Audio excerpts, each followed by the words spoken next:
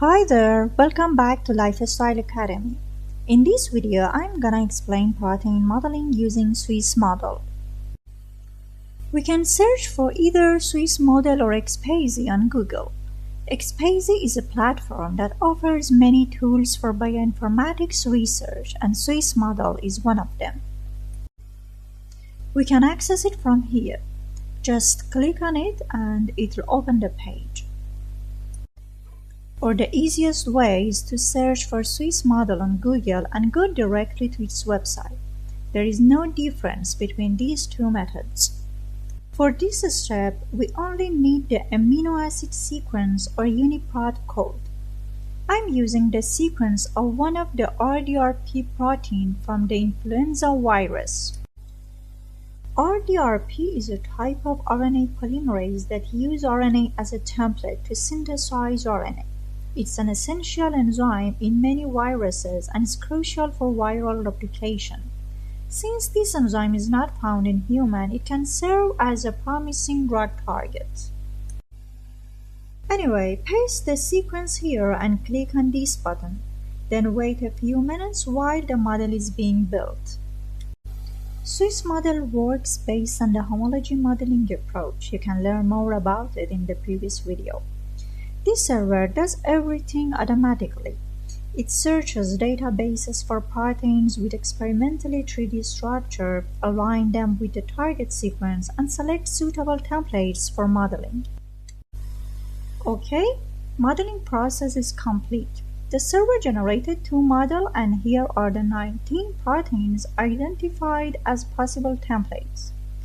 These are the templates chosen by the server because their sequences are more similar to our target protein. Let's go back to models section. 2 models were generated, and if click on this image, we can see 3D structure here. To view the other model, we need to deselect the previous one and then click on the other model.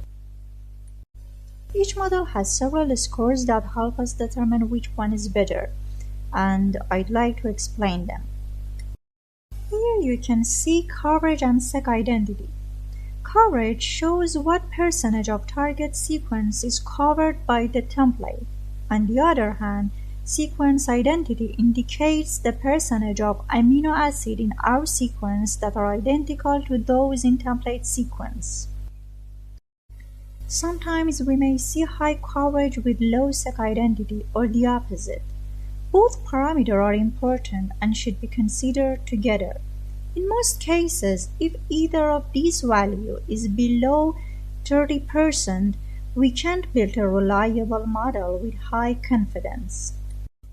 Other important scores are GMQE and QMEAN or QMEAN score. GMQE stands for Global Model Quality Estimation. It predicts the quality of the model before it's built, based on the quality of the template and the alignment between the template and the target sequence. It tells us that if the template quality is good, we're more likely to obtain a reliable model. If GMQE value is close to 1, the predicted model quality is very high. As its score decreases, its reliability decreases as well.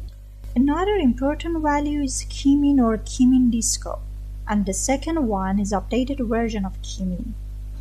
QMEAN stands for Qualitative Model Energy Analysis. It estimates how similar the predicted model is to experimentally determined protein structures. Scores between 0 and -1 are generally acceptable, while values below -2 may suggest low quality or unreliable model. QMEAN score stands for QMEAN distance constraints. In addition to the standard QMEAN parameters, it also evaluates the local quality of individual residue in the predicted model. Scores between 0.8 and 1 usually indicate a reliable model, while values between 0.6 and 0.8 are generally acceptable. QMEAN and QMEAN score are usually more informative than GMQE because they evaluate the final generated structure.